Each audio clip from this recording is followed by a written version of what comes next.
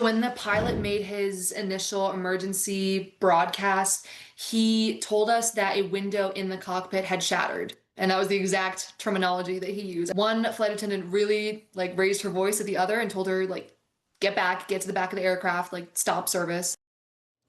Yeah, I mean, that's a scary situation. You can see it looks like it got sandblasted off up there as well. That was a passenger on an LA-bound United flight that was forced to divert last week after debris struck the plane. An emergency landing was successfully performed in Salt Lake City. The window did not shatter, but the possible culprit, a weather balloon, which cracked the plane's windshields about 35,000 feet up in the air. Now, WindBorne Systems, a California-based company that designs and builds smart weather balloons, now says one of its balloons may have been responsible for the damage. So joining us to help explain the situation is John Dean, the CEO of WindBorne Systems. John, thank you so much, sir, for joining us this afternoon on Fox Weather. I really appreciate it. Yeah, thank you both for having me. Yeah, absolutely. So take us through the event. Tell us exactly what happened and how you heard about it. Yeah, so I'll give some context on WindBorne first. So at WindBorne, we operate long-duration smart weather balloons. And so our balloons are similar to the traditional weather balloons that are launched all over the globe by government agencies. So for context, about 1,000 traditional weather balloons are launched every day. They fly for 2 hours and they pop and they collect one sounding of data. The balloons that we fly are very similar to that. They collect the same weather data. It goes into the same weather models, but they fly for weeks at a time rather than hours. And so since day one at WindBorne, we've been working with the FAA. And our balloons are compliant with all the weight limits for lightweight balloons. There's essentially a class of balloons below which it's deemed to not pose a significant threat to aircraft. Our balloons are well within those limits, and we go above and beyond in our coordination with the FAA. But we heard about this incident on Sunday night at about 11 p.m. This is a few days after the incident. We weren't aware that our balloon would have been involved until around then. Within about 2 hours, we did a preliminary investigation internally on Sunday night.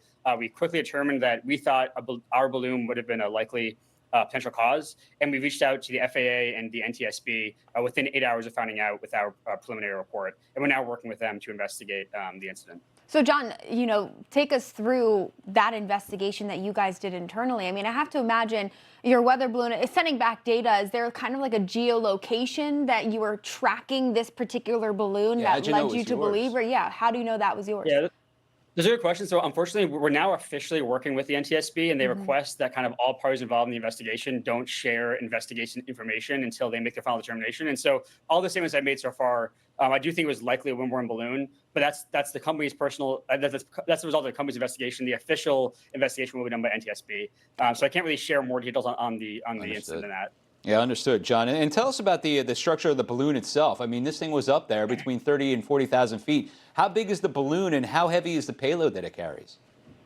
Yeah, so the balloon itself is about 1 kilogram when fully loaded with ballast. So most of the mass of the system is ballast. It's actually sand. You actually commented that it looks sandblasted.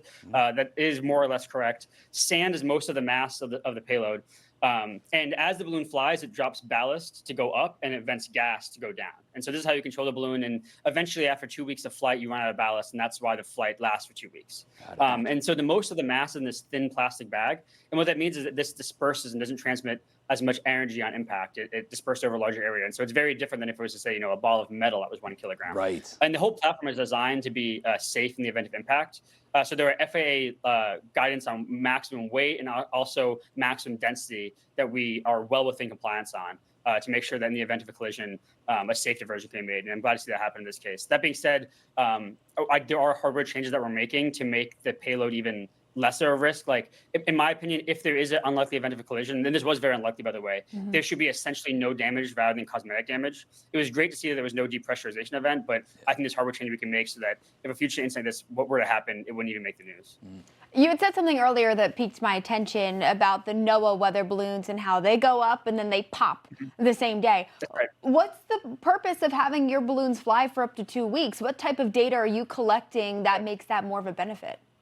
It's a great question. So the actual data set's almost exactly identical. The reason why flying for longer is valuable is for 2 reasons. So the first is that you can then collect data over oceans and remote areas, right? So when a hurricane is going to make landfall, we need data around the storm. And just for most weather events, a lot of weather is forming over the ocean. If you want to know the weather accurately 5 days from now, you need to know the current weather over the ocean, and we have very limited in situ weather observations to date without these long duration balloons that WindBorne operates. And then the second reason is simply cost and operations. So, each weather balloon costs money, it has hardware in it. It also conventional weather balloons become environmental waste. If you can make that balloon payload fly for 2 weeks, you reduce the waste footprint per balloon and the overall cost of data. And that's why we started WindBorne Systems, to basically take modern electronics, to take conventional weather balloons, collect the exact same data, but over the entire Earth and for less money. Got it. And the last question, John, is have you added anything to prevent a thing like this happening again in the future? Absolutely. So we have a number of safety features already, but seeing this incident, that's a sign to me that we need to do a lot more. And so actually within 24 hours of us determining that it was likely caused by us, we pushed software changes to our constellation and the logic of how the balloons fly to basically minimize the time that balloons spend in flight corridors where there are likely to be air traffic.